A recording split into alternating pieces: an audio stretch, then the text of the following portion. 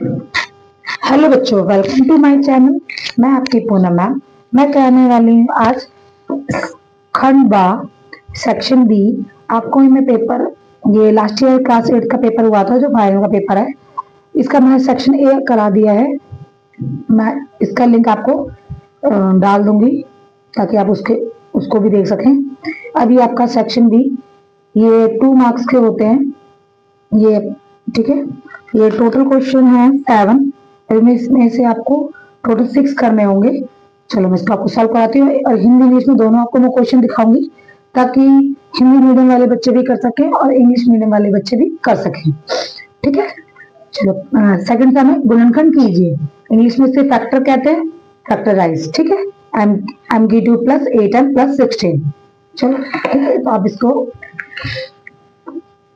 First आपका second question करते हैं बच्चों, सेक्शन बी, ठीक है। तो क्वेश्चन आपका दे रखा है एम की 2। बच्चों ध्यान से समझना, अभी भी अगर किसी बच्चे ने ध्यान से मैथ की बुक नहीं भी की है और अभी भी अगर क्वेश्चन पेपर को अच्छे से अटेम्प्ट करता है, उसे समझता है, तो मेरे हिसाब से वो अपने पेपर में अच्छे मार्क्स लेके पास हो सकता है। तो प्लीज ध्यान से देखिए कैसे किया जा रहा है। ये पेपर देखो ऐसे ही बनते हैं, इससे आपको आइडिया लग जाएगा काफी हद तक कि मेरा पेपर कैसे आएगा, ठीक है। तो m की 2 प्लस 8m प्लस 16, ठीक है। इसको देखें कि मल्टीप्लाई करें तो 16 आ जाए और प्लस माइनस करें तो 8 आ जाए, ठीक है। अब 16 तो 4 चौक 16, अगर हम 4 को जोड़ते हैं, 4 प्लस 4 को जोड़ते हैं तो हमारा आ गया 8, ठीक है। मैं हर क्वेश्चन को बहुत अच्छे डिटेल से समझाऊंगी ताकि अगर आपने पहले नहीं भी किया है तो उसे मतलब अच्छे से समझ सको, ठीक है। तो हम यहाँ पे m की 2 लिख लेंगे plus 4m plus 4m plus plus plus और 16। अब क्या करेंगे, यहाँ पे हम इसको 2 भागों में बांट देंगे। 2 भागों में बांट दिया तो अब बन गया ये 2 भागों में बांट दिया। m इनमें से कॉमन क्या है, इसके पास भी m है, इसके पास m हमने निकाल दिया। m प्लस 4, इसको सेम टू सेम उठा के यहाँ पे लिख देंगे m प्लस 4। अब हम देखना है कि मैं इसे किससे मल्टीप्लाई करूं कि 4m बन जाए और 16 बन जाए। और फिर 4 से करेंगे, 4m और 4 चौक 16, तो हमारा आ जाएगा, और सेकंड भी यही आ जाएगा m प्लस 4। ये आपका हुआ आंसर, ठीक है, सेकंड क्वेश्चन, ठीक है। अब चलते थर्ड क्वेश्चन की तरफ, ठीक है। अब थर्ड क्वेश्चन में आपको पढ़ के बताती हूँ और समझाती हूँ, ठीक है। यदि a और b क्रम से 2xy प्लस ya और 3y माइनस 2x2 में x2 के गुणांक हैं तो a प्लस b का मान बताइए, ठीक है। इंग्लिश मीडियम वाले बच्चों को, if a and b are respectively the coefficient of x2 in 2x2 plus y and 3y minus 2x2, then find the value plus a plus B.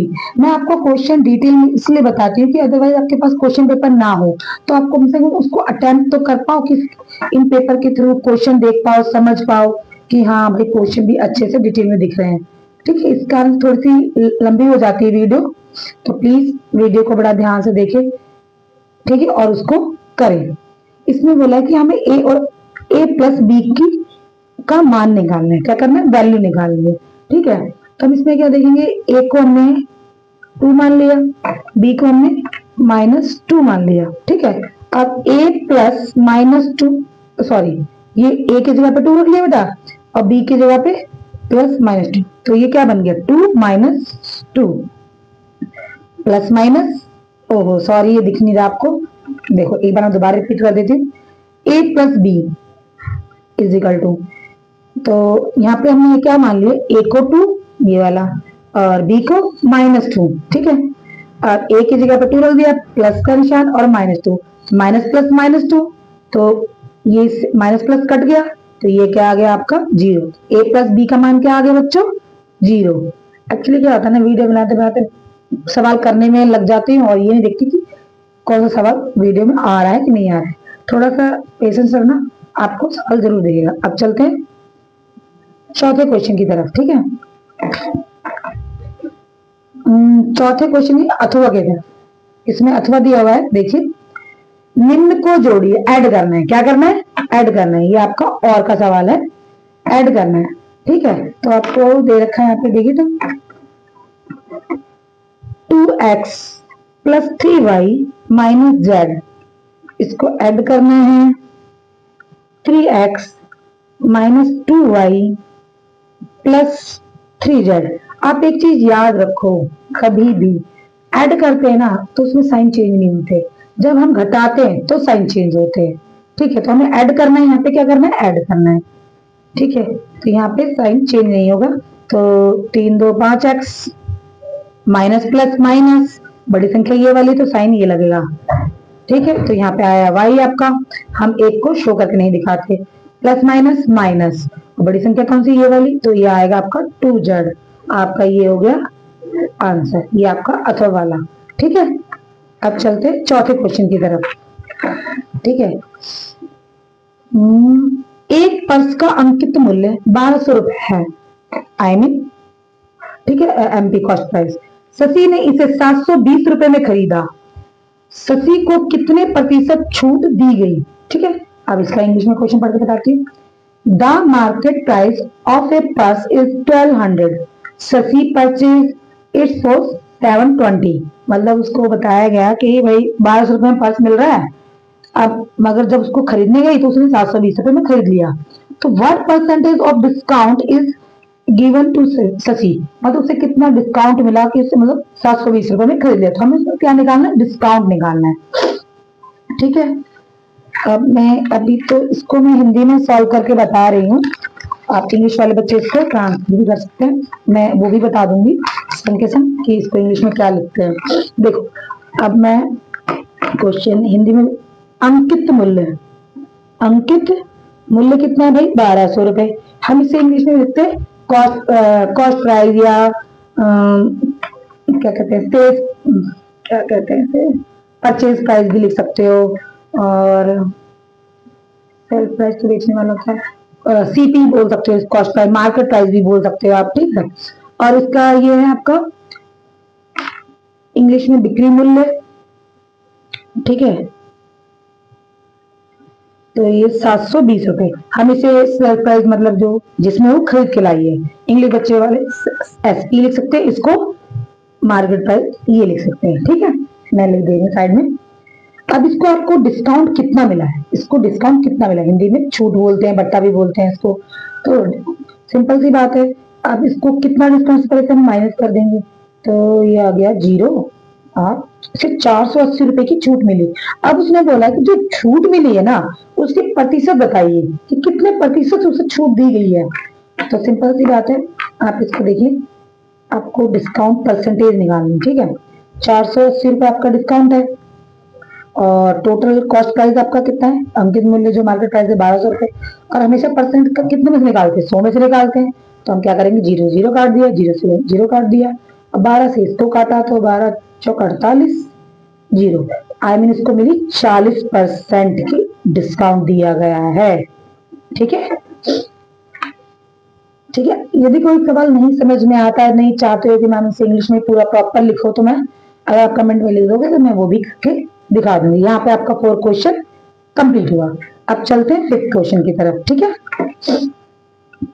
वह सबसे छोटी प्राकृतिक संख्या ज्ञात कीजिए जिसे 392 से गुणा करने पर पूर्ण घन प्राप्त हो जाए। अब इंग्लिश में बताती हूँ। Find the smallest natural number by which 392 must be multiplied to obtain a perfect cube. मतलब आपको क्या निकालना है, क्यूब। इसमें बोला है कि ऐसी छोटी सी प्राकृतिक संख्या बताइए जो सबसे ये जो नंबर है ना, ये नंबर कि जो इसको पूरा परफेक्ट क्यूब बना सके, परफेक्ट घन बना सके। चलो मैं आपको इसके करके दिखाती हूँ, ठीक है। क्या होता है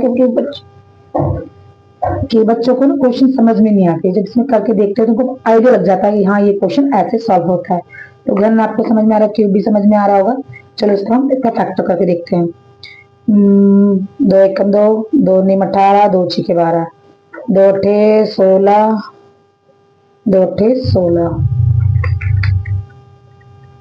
तो 28 नहीं, 2 नहीं 18, 2 नहीं 18, 2 8 16, तो 2 1 कम नहीं, 2 चौके 8 और 2 नहीं 18, अभी 7 से जाएगा 49।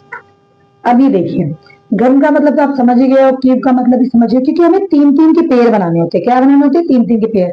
मगर इसमें क्या है, एक पार्ट मिसिंग है, ये वाला पार्ट मिसिंग है, तो यहाँ पर क्या आता, जो ये पूरा घन बन जाता है, ये क्यूब बन जाता है, तो यहाँ पे क्या आता, 7 आता ना, तो इसका आंसर हो जाएगा स्मॉलेस्ट नंबर 7। ये आपका यहाँ पर 5 क्वेश्चन भी कंप्लीट हुआ।